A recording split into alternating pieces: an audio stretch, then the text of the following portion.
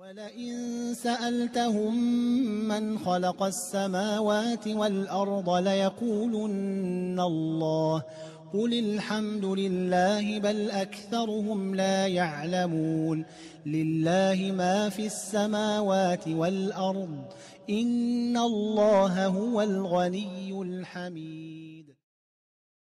Bismillahirrahmanirrahim, mes chers frères et sœurs, assalamu alaikum wa rahmatullahi ta'ala wa barakatuh. Bienvenue dans cette nouvelle vidéo dans laquelle nous allons voir les règles de la lettre mim as-sakina. Alors il existe trois règles pour la lettre mim as-sakina. La première, c'est l'assimilation labiale, ce qu'on appelle al-idgham ash-shafawi. La deuxième, c'est la dissimulation labiale, c'est-à-dire en arabe al-ikhfa ash-shafawi. Et enfin, la dernière, c'est la clarification labiale, ce qu'on appelle en arabe al-idhar ash-shafawi. Alors, on remarque que les termes ici sont semblables à ceux des règles de la lettre nun as-sakina et du tanwin, sauf pour al-iqlab ou al-qalb, puisque pour la lettre mim, ce cas de figure n'existe pas. Alors, on commence par al-idgham ash-shafawi, c'est-à-dire l'assimilation labiale, et la règle est la suivante. Si la lettre mim avec un soukoun est suivie de la même lettre mim mutaharrika, c'est-à-dire avec une voyelle, fatha, kasra ou dhamma, on assimile la lettre mim avec elle-même, ce qui donne, au niveau de la prononciation, une lettre mim avec une shadda, donc avec du nasimant le plus long, le nasimant de l'assimilation, donc avec une runna, et cette runna qu'on appelle en arabe akmal ma takoun. Pour ce cas de figure, on doit appuyer sur les lèvres. On doit avoir une petite pression au niveau des lèvres, comme le montre l'illustration. Premier exemple dans Sourate Quraysh, wa amanahum min khawf, hummi. Donc on ressent bien la petite pression sur les lèvres. Deuxième exemple dans Sourate Al-Humazah, innaha alayhim mu'sadah.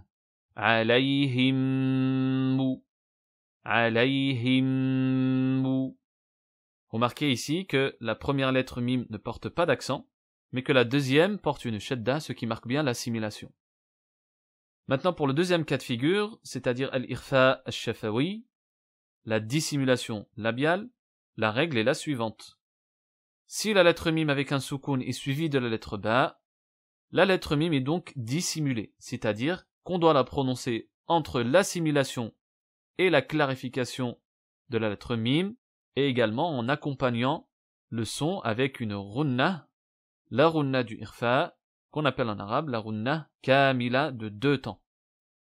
Donc ici on accole simplement les lèvres sans appuyer ou sans avoir de pression, et attention également à ne pas laisser de petites ouvertures, comme pour l'irfa de la lettre nun.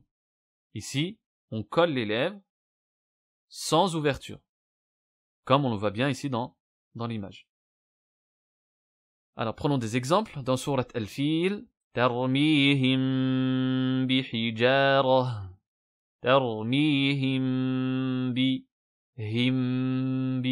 Donc voilà, sans pression particulière, sans exagération, et on accole simplement les lèvres. Et on accompagne également avec la runna de 2 temps. Dans Sourate Al-Alaq, alam ya'lam bi anna Allah yara. Alam ya'lam bi. Donc on met bien donc les 2 temps de la runna, sans pression encore une fois au niveau donc des lèvres. Maintenant dernier cas, le cas du idhar ash-shafawi, c'est-à-dire la clarification labiale. La règle est la suivante. Si la lettre mim avec un soukoun est suivie donc de toutes les autres lettres de l'alphabet autres que la lettre mim et la lettre ba, on applique donc al-idhar. Et son application, c'est simplement de la prononciation naturelle de la lettre mim avec un soukoun. Elle est forcément accompagnée d'une petite runna qu'on appelle en arabe naqisa. Prenons des exemples. Dans Surat Al-Ikhlas, lam yalid wa lam yulad. Lam yalid. On prononce le mim avec un soukoun de façon naturelle. Deuxième exemple dans Surat Al-Kafirun, lakum dinukum waliyadin. Lakum dinukum waliyadin.